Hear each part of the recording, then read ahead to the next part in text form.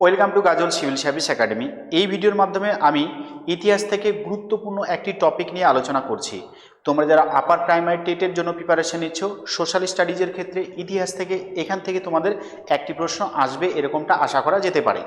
দেখো, আজকে আমি যেটা আলোচনা করব সেটা হচ্ছে গুপ্ত সাম্রাজ্য। ভীষণ ইম্পর্টেন্ট, ঠিক আছে।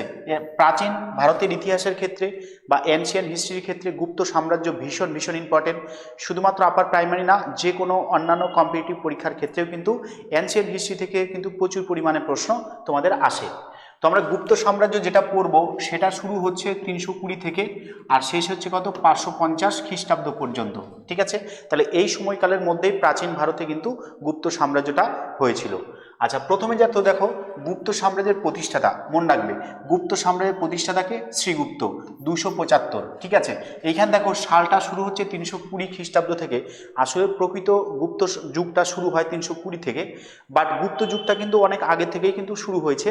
সেটা কি না, শ্রীগুপ্ত হচ্ছে গুপ্ত সাম্রাজ্যের প্রতিষ্ঠাতা। কত সাল? 275 খ্রিস্টাব্দ। ওকে, এর আগে দেখো আমরা যেটা পড়েছিলাম প্রাচীন যুগের ক্ষেত্রে তোমার হচ্ছে হরপ্পা সভ্যতা বা সিন্ধু সভ্যতা, বৈদিক সভ্যতা, তার জৈন ধর্ম, বৌদ্ধ ধর্ম, তারপর তোমার হচ্ছে ষোড়শ মহাজনপদ, এইগুলো সবই কি ছিল বলতো? খ্রিস্টপূর্বাব্দ ছিল, অর্থাৎ বিসি ছিল, বিফোর খ্রিস্ট। আর এই গুপ্ত যুগটা কিন্তু খ্রিস্টাব্দ, মন থাকবে তো, ভীষণ কিন্তু এটা ইম্পর্টেন্ট। তাহলে গুপ্ত সাম্রাজ্যের প্রতিষ্ঠাতাকে শ্রীগুপ্ত, আর তার রাজধানী কোথায় ছিল? পাটলিপুত্র। ষোড়শ মহাজনপদের মধ্যে সবচেয়ে শক্তিশালী যে মহাজনপদটা ছিল সেটা কিন্তু ছিল মগধ। আর মগধের প্রথম রাজধানী ছিল দেখবে গিরিব্রজ, আর পরে সেটা কিন্তু কনভার্ট হয় কোথায় না, পাটলিপুত্রতে। ওকে, সেই পাটলিপুত্র কিন্তু কি ছিল না, গুপ্ত সাম্রাজ্যের প্রতিষ্ঠাতা ছিল শ্রীগুপ্ত, তার রাজধানী ছিল। ওকে, পরবর্তী রাজা শ্রীগুপ্তের পর তার পুত্র হচ্ছে ঘটোৎকচ। ওকে, তাহলে শ্রীগুপ্ত হচ্ছে গুপ্ত সাম্রাজ্যের প্রতিষ্ঠাতা করে দিল, তার পরবর্তীকালে তার ছেলে কি না ঘটোৎকচ ছিল রাজা। এদের মূল চালিকা শক্তি ছিল কি না, ঘোড়া। ওকে, তাহলে গুপ্ত সাম্রাজ্যের প্রধান যে শক্তি ছিল সেটা কি না, ঘোড়া। ওকে, ঘোড়ার সাহায্যে তারা সাম্রাজ্য বিজয়গুলো করত। আচ্ছা, এরপর চলো প্রথম চন্দ্রগুপ্ত, ঠিক আছে। প্রথম চন্দ্রগুপ্ত মনে করে দেখো, আমরা যখন মৌর্য যুগ পড়েছিলাম তখন চন্দ্রগুপ্ত মৌর্য ছিল, ঠিক আছে। আর এটা কি বলছে দেখো, প্রথম চন্দ্রগুপ্ত। প্রথম চন্দ্রগুপ্ত আর চন্দ্রগুপ্ত মৌর্য কিন্তু সম্পূর্ণ আলাদা। চন্দ্রগুপ্ত মৌর্য কোন যুগের ছিল? তোমার হচ্ছে মৌর্য যুগের ছিলেন, মৌর্য সাম্রাজ্যের ছিলেন। আর এদিকে চন্দ্রগুপ্ত, প্রথম চন্দ্রগুপ্ত যেটা, সেটা কিন্তু গুপ্ত সাম্রাজ্যের কিন্তু তিনি প্রকৃত প্রতিষ্ঠাতা। ওকে, গুপ্ত বংশের প্রথম শক্তিশালী রাজা কিন্তু কে? এই চন্দ্রগুপ্ত, প্রথম চন্দ্রগুপ্ত। ওকে, এইখানে দেখো 320 থেকে তার কিন্তু সালটা শুরু হচ্ছে। এই প্রথম চন্দ্রগুপ্ত থেকেই কিন্তু গুপ্ত সাম্রাজ্যটা প্রকৃতভাবে শুরু হয়েছে। ওকে, ঘটোৎকচের পুত্র, ঠিক আছে। কারা ছেলে ছিল এটা? ঘটোৎকচের পুত্র ছিল প্রথম চন্দ্রগুপ্ত। তাই তিনি অনেকগুলো উপাধি গ্রহণ করেছিলেন। একটা হচ্ছে মহারাজাধিরাজ। ওকে, তার রাজধানী কি ছিল না, পাটলিপুত্র। ওকে, তাহলে দেখো প্রথমে যে প্রতিষ্ঠাতা করলো শ্রীগুপ্ত, তারও রাজধানী ছিল পাটলিপুত্র। প্রথম চন্দ্রগুপ্ত প্রথম শক্তিশালী রাজা এবং তিনি কিন্তু প্রকৃত প্রতিষ্ঠাতা। ওকে, তার সময় রাজধানী কি ছিল না, পাটলিপুত্র ছিল। আর প্রথম চন্দ্রগুপ্তের উপাধি কি ছিল না, মহারাজাধিরাজ। প্রথম চন্দ্রগুপ্ত 320 সালে সিংহাসনে বসেন এবং গুপ্তাব্দ নামে একটা নতুন সন প্রচলন করেন। পরীক্ষাতে প্রশ্ন আসে, গুপ্তাব্দ কে প্রচলন করেন? প্রথম চন্দ্রগুপ্ত। কত সালে না, 320 সালে। ওকে, আচ্ছা, তিনি বৈবাহিক সম্পর্কের মাধ্যমে সাম্রাজ্য বিস্তারে মনোনীত হন বা মনোযোগী হন। আমরা প্রাচীন যুগের যে ইতিহাসগুলো পাবো সেক্ষেত্রে আমরা বারবার দেখতে পাবো যে বৈবাহিক সম্পর্কের মাধ্যমে পার্শ্ববর্তী রাজাগুলোকে কিন্তু কোনো একটা রাজা কিন্তু আস্তে আস্তে ক্যাপচার বা দখল করত। এটা কিন্তু তাদের সাম্রাজ্য বিজয়ের একটা পন্থা। ওকে, বৈবাহিক সূত্রের মাধ্যমে নিজের সাম্রাজ্য বৃদ্ধি করা। আচ্ছা, এরপর আছে দেখো, তিনি লিচ্ছবি রাজকন্যা কুমার দেবীকে বিবাহ করেন, ঠিক আছে। তাহলে তিনি কি করেন না, লিচ্ছবি রাজকন্যা কুমার দেবীকে কিন্তু বিবাহ করেন, কে না, প্রথম চন্দ্রগুপ্ত। ওকে, এরপর চলে আসি সমুদ্রগুপ্ত, 335 থেকে 380 খ্রিস্টাব্দ পর্যন্ত। আচ্ছা, সমুদ্রগুপ্ত লিচ্ছবি রাজকন্যা কুমার দেবীর সন্তান। ওকে, এই জন্য তাকে লিচ্ছবি দৌহিত্র বলা হয়। যেহেতু লিচ্ছবি তোমার হচ্ছে রাজকন্যা কুমার দেবীর ছেলে ছিল, ঠিক আছে, ওই জন্য সমুদ্রগুপ্তকে কি বলা হয়, লিচ্ছবি দৌহিত্র বলা হয়। অর্থাৎ লিচ্ছবি বংশের রক্ত তার মধ্যে আছে। তাকে কিন্তু বলা হয় নেপোলিয়ন অফ ইন্ডিয়া। পরীক্ষাতে বারবার প্রশ্ন আসে যে ভারতের নেপোলিয়ন কাকে বলা হয় না, ভারতের নেপোলিয়ন কিন্তু সমুদ্রগুপ্তকে বলা হয়ে থাকে। ওকে, পরের নাম্বার আছে দেখো, এই যে নেপোলিয়ন অফ ইন্ডিয়া এই কথাটা কে বলেছেন না, স্মিথ কিন্তু বলেছেন। ইনি এই সমুদ্রগুপ্ত অনেকগুলো উপাধি নিয়েছিলেন। প্রথমে দিয়েছে দেখো সর্বরাজেচ্ছেতা, ওকে, পরক্রমাঙ্ক, কবিরাজ, কবিদের মধ্যে তিনি রাজা ছিলেন, বিক্রমাঙ্ক, অপ্রতিরোধ, তিনি সিংহরাজ মেঘবর্মনকে বুদ্ধগয়াতে মঠ নির্মাণের কিন্তু অনুমতি দিয়েছিলেন। তাহলে এইখানে দেখো নেপোলিয়ন অফ ইন্ডিয়া তো বলা হচ্ছে সমুদ্রগুপ্তকে, তার সাথে সাথে তাকে কিন্তু অনেকগুলো উপাধি দেওয়া হয়েছিল। সে একটা কি সর্বরাজেচ্ছেতা, পরক্রমাঙ্ক, কবিরাজ, বিক্রমাঙ্ক, অপ্রতিরোধ, এগুলো কিন্তু সমুদ্রগুপ্তের কি এক একটা উপাধি ছিল। দক্ষিণ ভারতের ধর্ম বিজয় বা গ্রহণ পরিমক্ষ নীতি গ্রহণ করেন। উদ্দেশ্য কি ছিল না পল্লব সেনাবাহিনীকে ধ্বংস করা। ওকে, তোমাদের আপার প্রাইমারিতে দেখবে এই গুপ্ত যুগ থেকে বা গুপ্ত সাম্রাজ্য থেকে একটা কিন্তু প্রশ্ন আসবেই আসবে। ওকে, তোমরা এই ভিডিওটা ভালো করে দেখবে, আর তোমাদের অ্যাপের মধ্যে যে নোটস দেওয়া হয়েছে সেই নোটসগুলোকে অবশ্যই প্রিন্ট করে নেবে এবং সেখান থেকেও ডিটেলসে পড়বে, ঠিক আছে। আচ্ছা, এরপর দেখো কি বলছে, সমুদ্রগুপ্ত বলছে সর্বগুণের অধিকারী ছিলেন তিনি, এই জন্য তাকে কবিরাজ বলা হয়, অর্থাৎ কবিদের মধ্যে তিনি শ্রেষ্ঠ ছিলেন, ওই জন্য তাকে কিন্তু কবিরাজ বলা হয়ে থাকে। সমুদ্রগুপ্তের সভাকবির নাম পরীক্ষাতে আসে হরিসেন, ঠিক আছে। তাহলে হরিসেন কি ছিল না সমুদ্রগুপ্তের কিন্তু সভাকবি। ওকে, হরিসেন ছিল সমুদ্রগুপ্তের সভাকবি। তিনি একটা গ্রন্থ লিখেছেন, প্রশস্তি লিখেছেন, তার নাম এলাহাবাদ প্রশস্তি, ঠিক আছে। তাহলে এলাহাবাদ প্রশস্তি কে লিখেছেন? হরিসেন। হরিসেন কার সভাকবি ছিলেন? সমুদ্রগুপ্তের সভাকবি ছিলেন। আচ্ছা, বিখ্যাত বৌদ্ধ পণ্ডিত বসুবন্ধু সমুদ্রগুপ্তের কি ছিলেন না সভাসদ ছিলেন। ওকে,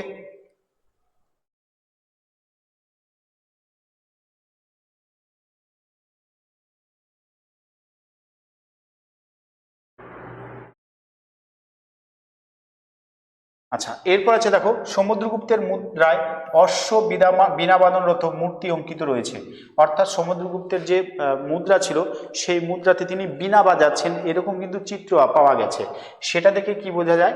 তিনি কিন্তু গান বাজনাকে ভালোবাসতেন। ওকে, তিনি সঙ্গীত বিদ্যায় কি ছিলেন না পারদর্শী ছিলেন, এবং তিনি কিন্তু কি করেছিলেন না অশ্বমেধ যজ্ঞ করেছিলেন। তাহলে সমুদ্রগুপ্তকে ভারতের নেপোলিয়ন বলা হয়।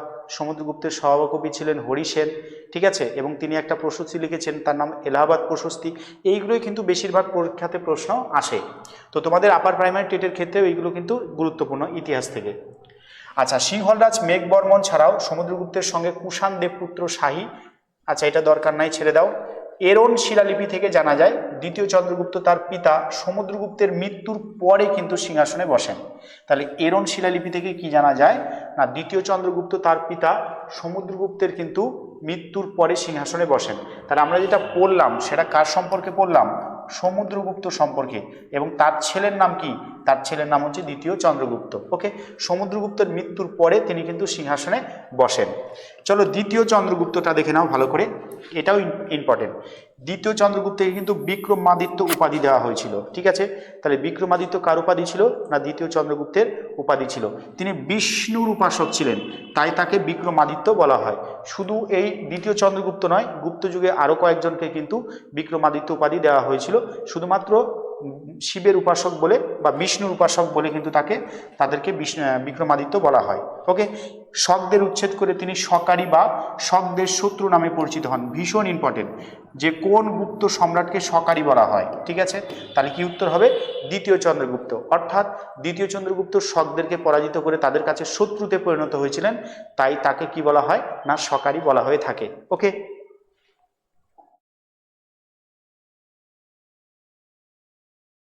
আচ্ছা, এরপর দেখো এই যে দ্বিতীয় চন্দ্রগুপ্ত, এই দ্বিতীয় চন্দ্রগুপ্তর সময় কিন্তু রাজসভায় নবরত্ন বিরাজ করতেন।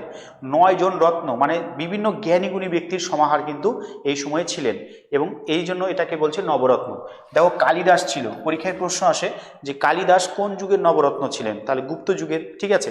এবং তার সাথে সাথে পরীক্ষায় আসতে পারে যে তিনি কার রাজসভাতে নবরত্ন ছিলেন? তাহলে কি উত্তর হবে? দ্বিতীয় চন্দ্রগুপ্ত। ওকে, তাহলে দ্বিতীয় চন্দ্রগুপ্তের সময় কিন্তু 9 জন নবরত্ন ছিল, এদেরকে নবরত্ন বলা হয়। কালিদাস ছিলেন, খপনক, শঙ্কু, বেতাল ভট্ট, বরাহমিহির ভীষণ ইম্পর্টেন্ট, ভারুচি, অমর সিংহ, ঘটকপর আর ধনন্তরী। এইগুলো কি না এই দ্বিতীয় চন্দ্রগুপ্তের সময় কিন্তু তোমার হচ্ছে এই 9 জন নবরত্ন ছিল। আচ্ছা, ভারতের শেক্সপিয়ার বলা হয় কাকে? কালিদাসকে। কালিদাসের অনেক নাটক আছে, অনেক লেখালেখি আছে, অনেক গ্রন্থ আছে, তাই কালিদাসকে কিন্তু শেক্সপিয়ারের সঙ্গে তুলনা করে তাকে কিন্তু বলা হয় শেক্সপিয়ার ভারতের। ওকে, কবি বীর সেন তার মন্ত্রী ছিলেন, এরণ শিলালিপি থেকে জানা যায়। ঠিক আছে, তাহলে কবি বীর সেন কার মন্ত্রী ছিলেন? না, দ্বিতীয় চন্দ্রগুপ্তের মন্ত্রী ছিলেন। ওকে, কোথা থেকে আমরা এটা জানতে পারি? আমরা এটা জানতে পারি সেটা হচ্ছে এরণ শিলালিপি থেকে কিন্তু এটা আমরা জানতে পারি। ওকে, পরের নাম্বার আছে দেখো ফাহিয়েন। ওকে, ফাহিয়েন তার মানে কি? ওই যে গুপ্ত যুগে আমরা যাদেরকে পেলাম ওই সময় কিন্তু বিদেশ থেকে বিভিন্ন পর্যটকও কিন্তু আমাদের দেশে এসেছিলেন। তো তারা বিভিন্ন গ্রন্থ লিখেছেন বা বিভিন্ন বই লিখেছেন, ইম্পর্টেন্ট কিন্তু গুরুত্বপূর্ণ তথ্য আমরা ওই সময়কার এই বিদেশি পর্যটকের কাছ থেকে আমরা জানতে পারি। তো সেইগুলো কিন্তু পরীক্ষাতে আসে, ভীষণ ইম্পর্টেন্ট। প্রথমে দেখো আমরা ফাহিয়েন সম্পর্কে জানবো। তিনি কোন দেশ থেকে এসেছিলেন? ফাহিয়েন কিন্তু এসেছিলেন চীন দেশ থেকে, মানে তিনি চৈনিক পরিব্রাজক ছিলেন। ওকে, বা চৈনিক পর্যটক ছিলেন। ফাহিয়েন দ্বিতীয় চন্দ্রগুপ্তের সময় ভারতে আসেন, ভীষণ ইম্পর্টেন্ট। তাহলে ফাহিয়েন কোন সময় ভারতে আসেন বা কার রাজত্বকালে ভারতে আসেন? এটা কিন্তু উত্তর হবে দ্বিতীয় চন্দ্রগুপ্তের সময় কিন্তু তিনি ভারতে এসেছিলেন। ওকে, পরের নাম্বার ফো কুয়ো কিং তার রচিত ভ্রমণ কাহিনী। ঠিক আছে, তার রচিত ভ্রমণ কাহিনীর নাম কি? তাহলে ফো কুয়ো কিং। ফো কুয়ো কিং তাহলে কার রচিত গ্রন্থ? ফাহিয়েনের রচিত গ্রন্থ। এই ফাহিয়েন কার সময় ভারতে আসেন? না, দ্বিতীয় চন্দ্রগুপ্তের সময় কিন্তু তিনি ভারতে এসেছিলেন। ওকে, আচ্ছা, সেই সময়কার দেখো বিখ্যাত বন্দর ছিল কি? তাম্রলিপ্ত। ওকে, তাম্রলিপ্তটা কোথায় অবস্থিত? মেদিনীপুরে। ঠিক আছে, মেদিনীপুরে কিন্তু তাম্রলিপ্ত। সেই সময় কিন্তু এই গুপ্ত যুগে গোটা ভারতবর্ষের একটা বিখ্যাত বন্দর ছিল, তার নাম কি? তাম্রলিপ্ত। তাম্রলিপ্ত থেকে সমুদ্রপথে সিংহল, সিংহল মানে হচ্ছে শ্রীলঙ্কা, এবং তার সাথে সাথে জব দ্বীপে কিন্তু হয়ে দেশে ফেরেন। ওকে, পরের নাম্বার উপাধি মহেন্দ্রাদিত্য। ঠিক আছে, তাহলে দ্বিতীয় চন্দ্রগুপ্তের, আচ্ছা কুমারগুপ্ত, এখন কার শুরু হবে পড়া? সেটা হচ্ছে কুমারগুপ্ত। পরবর্তী গুপ্ত সম্রাট হচ্ছে কুমারগুপ্ত। ওকে, তার উপাধি কি ছিল? মহেন্দ্রাদিত্য। ওকে, তাহলে দ্বিতীয় চন্দ্রগুপ্তের উপাধি কি ছিল? শকারি, শকদের পরাজিত করেছিলেন তাই শকারি বলা হয় তাদেরকে, বা শকদের শত্রু।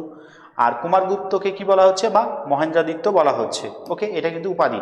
এই যে ভীষণ ইম্পর্টেন্ট, কুমারগুপ্তর সময় কিন্তু এই নালন্দা বিশ্ববিদ্যালয় প্রতিষ্ঠা হয়। ভীষণ ইম্পর্টেন্ট, পরীক্ষাতে কিন্তু আসে। ঠিক আছে, তাহলে নালন্দা বিশ্ববিদ্যালয় কোন গুপ্ত সম্রাটের সময় হয়েছিল? সেটা হচ্ছে কুমারগুপ্ত। অনেক সময় এরকম আসে, নালন্দা বিশ্ববিদ্যালয় কোন সাম্রাজ্যের বা কোন সম্রাট ছিলেন, তখন কি হবে তোমার? হচ্ছে ওই কুমারগুপ্ত হবে। ওকে, বা গুপ্ত যুগ, এক কথা হচ্ছে কোন যুগে হয়, সেটা হচ্ছে গুপ্ত যুগ হবে সঠিক উত্তর। ওকে, আচ্ছা, কার্তিকের পূজারী ছিলেন তিনি, মনে রাখবেন। এই কুমারগুপ্ত কিন্তু কার্তিকের পুজো করেছিলেন, মনে রাখবে। এর সাথে সাথে যে হিন্দু ধর্মের পুনর্জাগরণ এই গুপ্ত যুগ থেকে কিন্তু শুরু হয়। বিভিন্ন দেবদেবীর পুজো, কার্তিক পুজো, দুর্গা পুজো বা অন্যান্য যে পুজো, সেই পূজাগুলো কিন্তু শুরু হয় এই গুপ্ত যুগ থেকে। অর্থাৎ ভারতবর্ষের ইতিহাসের ক্ষেত্রে হিন্দু ধর্মের পুনর্জাগরণ বা পুনরায় উত্থান ঘটে কোন সময়? সেটা কিন্তু এই গুপ্ত যুগ থেকেই হয়। আচ্ছা, প্রথম কুমারগুপ্তের পিতামহ সমুদ্রগুপ্তের মতো অশ্বমেধ যজ্ঞ করেছিলেন। ঠিক আছে, অশ্বমেধ যজ্ঞ কিন্তু তিনি করেছিলেন। পরের নাম্বার স্কন্দগুপ্ত।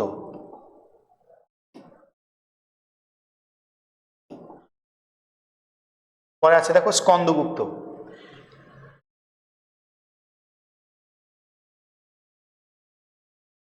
আচ্ছা, স্কন্দগুপ্ত 455 থেকে 467 খ্রিস্টাব্দ। প্রথম কুমারগুপ্তের রাজত্বকালে যুবরাজ স্কন্দগুপ্ত পুষ্যমিত্র উপজাতির আক্রমণ প্রতিহত করেন। ইনিও কিন্তু বিক্রমাদিত্য উপাধি নিয়েছিলেন। কে? স্কন্দগুপ্ত। কেন? তিনি বিষ্ণুর উপাসক ছিলেন তাই। ওকে, আচ্ছা, দ্বিতীয় চন্দ্রগুপ্তের ন্যায় ইনিও কিন্তু বিষ্ণুর উপাসক ছিলেন, তাই ইনাকেও কি বলা হয়? বিক্রমাদিত্য বলা হয়। এবং দ্বিতীয় চন্দ্রগুপ্তেরও কিন্তু উপাধি কি ছিল? না, বিক্রমাদিত্য ছিল। সিংহাসন আরোহণের দ্বিতীয় বর্ষে 458 সালে তিনি হুন আক্রমণ প্রতিরোধ করেন। ঠিক আছে, এবং ভারতবর্ষকে রক্ষা করেন। ভারতবর্ষকে কিন্তু হুন আক্রমণ থেকে তিনিই কিন্তু রক্ষা করেছিলেন, তাই স্কন্দগুপ্তকে বলা হয় ভারতের রক্ষাকর্তা। পরীক্ষায় শর্ট প্রশ্ন আসে যে ভারতের রক্ষাকর্তা কাকে বলা হয়? না, স্কন্দগুপ্তকে বলা হয়। কেন বলা হয়? তিনি হুন আক্রমণ প্রতিরোধ করে আমাদের ভারতবর্ষকে হুনদের আক্রমণ থেকে রক্ষা করেছিলেন, এই জন্য। তিনি সুদর্শন হ্রদের কিন্তু পুনর্নির্মাণ করেছিলেন। ভীষণ ইম্পর্টেন্ট, সুদর্শন যে হ্রদ ছিল সেই হ্রদটাকে পুনরায় নির্মাণ করেছিলেন কে? না, এই স্কন্দগুপ্ত। ওকে, আচ্ছা, এরপর আছে দেখো তার কর্মচারী পরাণ দত্ত তার পুত্র চক্র পালিত বাঁধটি পুনর্নির্মাণ করেছিলেন। আচ্ছা, স্কন্দগুপ্ত ছিলেন গুপ্ত সাম্রাজ্যের শেষ পরক্রমাঙ্ক রাজা, অর্থাৎ গুপ্ত সাম্রাজ্যের শেষ শক্তিশালী রাজার কথা যদি বলে তাহলে কিন্তু উত্তর হবে এই স্কন্দগুপ্ত। ঠিক আছে, আচ্ছা, গুপ্ত বংশের শেষ রাজা হচ্ছে জীবিত গুপ্ত, এটা পরীক্ষাতে প্রশ্ন আসে যে গুপ্ত বংশের শেষ রাজাকে জীবিত গুপ্ত, গুপ্ত বংশের শেষ শক্তিশালী রাজাকে, তাহলে উত্তর হবে স্কন্দগুপ্ত। ঠিক আছে। আচ্ছা, এরপর চলো, এগুলো দরকার নেই, এগুলো তোমাদের দরকার নেই। আচ্ছা, এটা ইম্পর্টেন্ট আছে, দেখো গুপ্ত যুগে কি কি বই ছিল। আচ্ছা, উল্লেখযোগ্য কিছু বই ছিল: অভিজ্ঞান শকুন্তলম, মালবিকাগ্নিমিত্রম, বিক্রমোর্বশী, এটা হচ্ছে প্রত্যেকটা কি নাটক, রঘুবংশম, কুমার সম্ভব, মেঘদূতম, ঋতুসংহার, কালিদাসের কি, এগুলো সব কিন্তু লেখা গ্রন্থ। ওকে। আচ্ছা, মৃচ্ছকটিকম হলো নটি চারুদত্ত ও বসন্ত সেনার প্রেম কাহিনী, এটা লেখককে শূদ্র, পরীক্ষাতে প্রশ্ন আসে মৃচ্ছকটিকম এই গ্রন্থটার লেখককে, না উত্তর হবে শূদ্রক হচ্ছে তার লেখক। ওকে।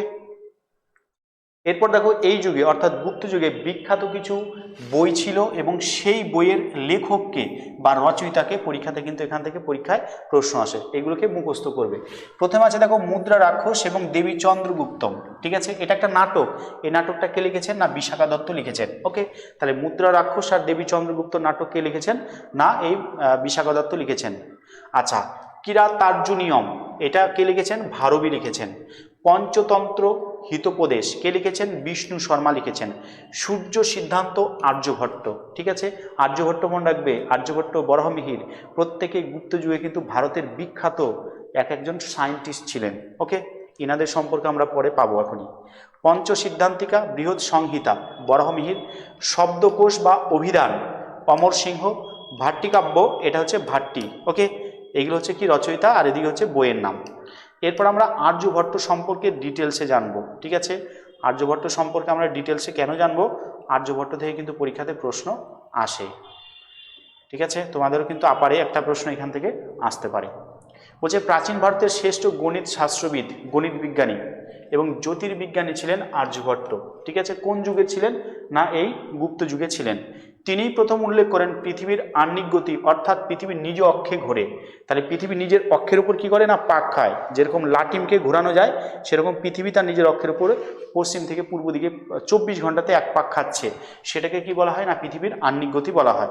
আর এই আহ্নিক গতির ফলে অর্থাৎ পৃথিবী পাক খাচ্ছে বলেই পৃথিবীতে কিন্তু দিন আর রাত্রির সৃষ্টি হয়। এই কথাটা কে বলেছেন, আমাদের কিন্তু বিজ্ঞানী, বিখ্যাত বিজ্ঞানী আর্যভট্ট বলেছেন। ঠিক আছে।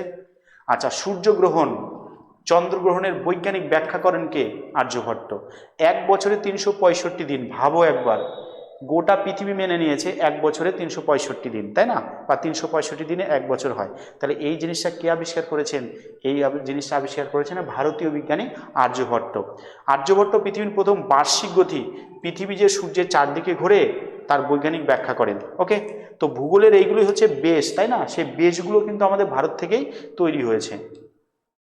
এরপর চলে আসি আমরা, দেখো বলছে 1 থেকে 9 পর্যন্ত, তাহলে 1 থেকে 9 পর্যন্ত যে সংখ্যা, সেই সংখ্যাগুলি কি আর্যভট্ট প্রথম বর্ণনা করেন। ঠিক আছে, তাহলে প্রথম কে বর্ণনা করেছিলেন, আর্যভট্ট। কি না, 1 থেকে 9 পর্যন্ত সংখ্যা। তিনি পাই এর মান নির্ণয় করেন, বীজগণিত আবিষ্কার করেন। ঠিক আছে, তাহলে পাইয়ের যে মান, আমরা পাইয়ের মান কত জানি, 3.14, আরও অনেকগুলো সংখ্যা ছিল, সেটার মান কে নির্ণয় করেন, এই আর্যভট্ট কিন্তু নির্ণয় করেছিলেন। ওকে।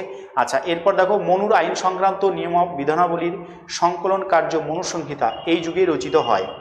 অপর দুই বিখ্যাত কিন্তু ওই সময়কার গণিতজ্ঞ আর জ্যোতির্বিজ্ঞানী ছিলেন ব্রহ্মগুপ্ত আর হচ্ছে বরাহমিহির। ঠিক আছে, তাহলে এই গুপ্ত যুগে ভারতবর্ষের আরও দুইজন বিখ্যাত বিজ্ঞানী ছিলেন, তাদের নাম কি, একজন হচ্ছে ব্রহ্মগুপ্ত আর একজন নাম বরাহমিহির। ওকে। আচ্ছা, ব্রহ্মগুপ্ত ব্রহ্ম সিদ্ধান্ত, খণ্ডখাদ্য, ধ্যান গ্রহ এবং বরাহমিহির পঞ্চ সিদ্ধান্ত ও বৃহৎ সংহিতা রচনা করেন। তাহলে এই যুগের কয়েকজন কিন্তু বিখ্যাত বিজ্ঞানী পেলাম এবং তাদের আবিষ্কার এবং তাদের অবদানও কিন্তু আমরা পেয়ে গেলাম, তাই না। এরপর আছে দেখো দশমিকের ব্যবহার প্রথম গুপ্ত যুগেই শুরু হয়। তাহলে এই দশমিক, ঠিক আছে, দশমিকের যে ব্যবহারটা গুপ্ত যুগেই শুরু হয়।